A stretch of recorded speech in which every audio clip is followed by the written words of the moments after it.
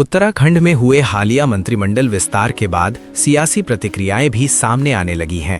कांग्रेस प्रदेश अध्यक्ष गणेश गोदियाल ने नए मंत्रियों को बधाई देते हुए मुख्यमंत्री पुष्कर सिंह धामी का आभार व्यक्त किया है। गणेश गोदियाल ने कहा कि मुख्यमंत्री धामी लगातार ये बात कहते रहे हैं कि भारतीय जनता पार्टी में शामिल होने वाले नेताओं को प्राथमिकता दी जाएगी।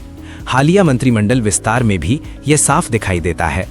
उन्होंने कहा कि नए मंत्रिमंडल में शामिल किए गए 5 मंत्रियों में से 3 ऐसे विधायक हैं जिनकी राजनीतिक पृष्ठभूमि कांग्रेस से जुड़ी रही है। कांग्रेस प्रदेश अध्यक्ष ने इसे लेकर भाजपा सरकार पर तंज भी कसा। उनका कहना है कि इससे साफ होता है कि भाजपा में आने वाले नेताओं को सरकार में अहम जिम्मेदारियां दी जा रही हैं। इसके साथ ही गोदियाल ने सरकार से एक बड़ी मांग भी उठाई। उन्होंने कहा कि अब नए मंत्रिमंडल की पहली कैबिनेट बैठक में गैरसैंण को उत्तराखंड की स्थायी राजधानी घोषित करने का फैसला लिया जाना चाहिए।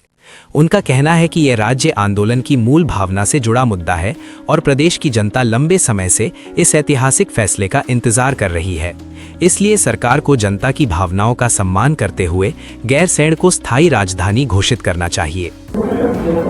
पिछले 4 साल से भी अधिक का समय बीता और इस बात की प्रतीक्षा की जा रही थी कि मंत्रिमंडल का विस्तार हो।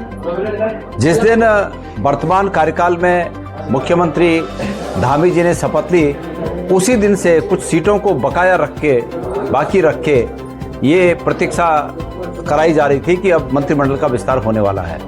और लिहाजा 4 साल से करीब 4 साल और 10-11 महीने, 4 साल और 1-2 महीने का समय बीतने के बाद आज वो घड़ी आई जब मंत्रिमंडल का विस्तार हुआ। मैं मंत्रिमंडल में स्थान पाने वाले सभी माननीय विधायकगणों को जो कि अब मंत्री हैं, उन्हें बधाई देता हूं कि इस समय उन्हें ऐसे मौके पर मंत्री बनने का अवसर मिला है जब उत्तराखंड एक बहुत उम्मीद के साथ इस बात की अपेक्षा कर रहा है कि गैरसैंण को स्थायी राजधानी बनाया जाए। मैं उम्मीद करता हूं कि मंत्रिमंडल की जो पहली बैठक होगी उसमें गैरसैंण को स्थायी राजधानी बनाने की दिशा में ये लोग कदम उठाएंगे। बहरहाल इस मंत्रिमंडल का जो बना है, मैं धामी जी को धन्यवाद देना चाहता हूं कि उन्होंने कांग्रेस पृष्ठभूमि के लोगों का बहुत बखूबी ख्याल रखा है।